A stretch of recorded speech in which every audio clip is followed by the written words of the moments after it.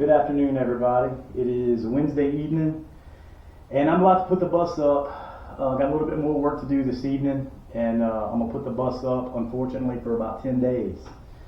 I got a lot of travel that I'm going to do, and I want her to be out of the elements and protected. So I hate parking it for that long, but you know what? Stuff happens. Apologize again for the audio quality. The lighting is awful in here. I still don't know how lighting and sound works. I know there's an echo. The audio is probably awful.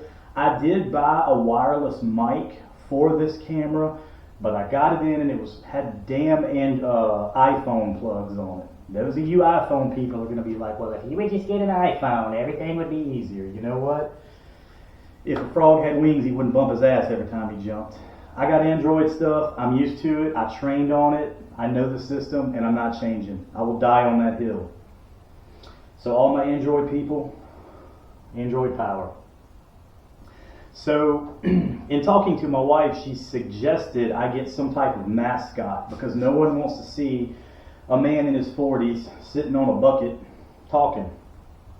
She's probably right. I wouldn't watch it. So mascots sell, sex sells, and babies sell. I'm not putting my babies on TV. So I suggested to my wife, why don't you put on a little bikini and just kind of walk by in the background and be like, oh, I didn't know you were filming, hee hee, or something like that. She's not down with that. She don't want to be on camera. I have a really pretty wife, in case anyone knows. She's not inflatable, I promise. She's just not a camera person. And the other thing is a mascot. So I think I'm going to incorporate Muffin, our matriarch hen. We've got 12 hens that we have in our flock, and Muffin is a small frizzle, and she's a little firecracker. She takes care of the flock. She sits on all the other hens' eggs so they can go do whatever the hell, have their girls' night or whatever. Muffin is like the matriarch. So I'm going to try to bring Muffin in here and start showing Muffin off. But anyway, before I put this thing up, I want to go over some ideas I had for air conditioning this thing. Now, when I'm underway, I'm going to have a 12-volt air conditioner, either roof mount or dash mount. I'm going to put a 12-volt air conditioner and probably kind of curtain or wall off the immediate passenger area, because I ain't sweating in this thing. I can tell you that right now. If I got to put 6 air conditioners here, I don't care. So I'm going to have a 12-volt solution for our cooling just in the comfortable ride setting. Now, when we get to where we're going, there's a few different options for air conditioning. I've explored them all. I've leaned toward all 3 of them at some point, and right now I think I'm leaning toward option C. Option A, of course, is roof air conditioners. Everybody's seen RVs, pop-up campers, and stuff like that have like the 12,000, 14,000 BTU roof air conditioners. I've worked out of work vehicles that had those before. They're kind of loud. They cool their ass off. They work. But the issue that I have with those is they're very expensive. You can get them used on the marketplace, $500-600, and a lot of these things have low time on them. People don't live in their RVs, so their air conditioners only get used a few times a year. So even if you find like a 10-year-old unit, it's usually not worn out. I mean, it'll have some UV damage on the outside. You just get a new plate for it. But my main problem with the roof ACs as well is they drip, condensation. It's another portal into the ceiling to leak at some point, and they're not efficient. Roof air conditioners are not efficient at all. The technology's evolving at a moderate pace, but they're not efficient. So I'm not against a roof AC. And then all the hardcore schoolies are like, oh, you got to get a mini split. Why don't you get a mini split? You got to get a mini split. I looked at mini splits. They're moderately priced. I mean, you can get super expensive mini splits, and you can get not really cheap mini splits because they don't really make those. But a good mini split is going to run you $1,000, $1,500 easily, and you have to mount the outside unit outside, and you have to have lines coming in. Now, people that live on these things full time and stuff like that, yeah, probably get a mini split. I would probably do that. They're efficient. They're quiet. They blow their butt off. I mean, they're good. I have a mini split. I own a mini split. I know how they work. I'm not anti-mini split. My problem with mini splits is they're expensive. They have lines you have to run. They leak. Yes, they're easy to run. Yes, you can run it with just a novice level, knowledge. It's not that difficult of a system. The third option that I leaned at initially, and then I went into mini split mode. Now I'm back into window unit mode. Why do you want to put a window unit? You're going to have a big window unit with duct tape hanging off your bus? Well, no. I want to recess 2 window units in here. There is some content on YouTube, people that put them in like pop-up trailers and RVs and things like that. A lot of your older RVs that have really expensive HVAC units that go out, a lot of your more tech-savvy kind of DIYers, they'll actually recess a window unit for 1/10 of the price. So what I want to do is, I want to put like an 8,000 BTU unit in the front, in the living area. 8,000. Now you got to understand, this bus is, on the inside, is about 28, 30 feet long. It's 8 feet wide on a good day. And we're going to have a shower and a bathroom and stuff like that. So you're looking at effectively 200 square feet. This is not we're not cooling off a major home or anything like that. So we're essentially cooling off the area of the average tool shed. It's small. The ceiling at the highest part is 6 feet. We don't have tall ceilings. That's one advantage of not having a roof raised.